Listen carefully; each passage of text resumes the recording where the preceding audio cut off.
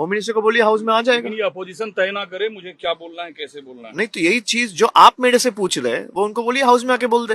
वो हाउस आ ही नहीं रहे। तो आपको भाई क्या लग रहा है भाई पार्लियामेंट वो तो वही बता सकता है, जो नहीं आ रहा है वही बता पाएगा। मैं तो आ रहा हूँ, वो क्यों नहीं आ पा रहा है उसका जवाब तो मैं नहीं दे सकता, वो तो उन्हीं से पूछना पड़ेगा।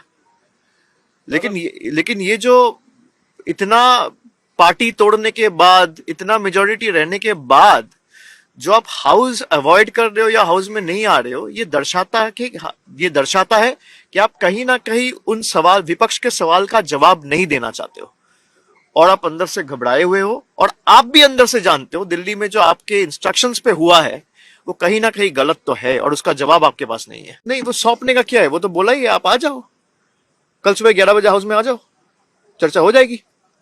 आज 2 बजे हाउस फिर से चालू होगा, आप आ जाओ, चर्चा हो जाएगी। भाई वो मीडिया के थ्रू कम्युनिकेट क्यों कर रहे हैं? वो डायरेक्ट कम्युनिकेट करे। 2 बजे हाउस बैठना है, आ जाए गृह मंत्री, आके वही चीज बोल दे, फिर देख लेंगे। दूध का दूध, पानी का पानी। কল্যাণদা সাসপেনশন নিয়ে আমরা বলেছি যে আপনি কথা দিয়েছিলেন যে আবার বিবেচনা করে সিদ্ধান্ত নেবেন, সেটাও আপনি কিছু করলেন না। তো ওনার কাছে তো কোনো সদুত্তর নেই, উনি কিছু বলতে পারেন। উনি বলেছেন নেক্সট সেশনের আগে আমি এগুলো করে দেবো। তাই বললাম এই সেশন তো দেখতে দেখতে হয়ে গেল। আমরা তো এসছি জুলাই মাসের 22-23 তারিখ, আজকে প্রায় আগস্ট মাসের 12 তারিখ। 20 দিন ধরে তো আপনি কিছুই করলেন। ওনার কাছে কোনো সদুত্তর নেই। আপনি হয় তাদেরকে এনসিপিআই রেকগনিশন দিয়ে দিন।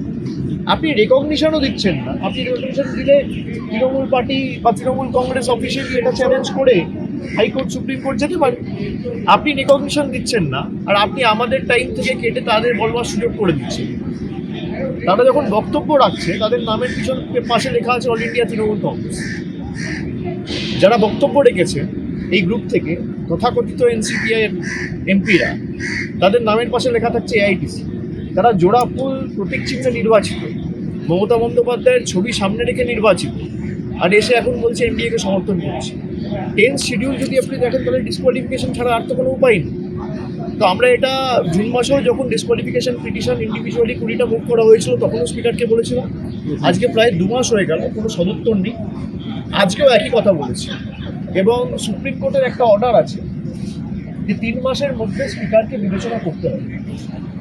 স্পিকার যদি বিবেচনা না করে তখন সুপ্রিম কোর্টের হস্তক্ষেপ আমরা দাবি করব।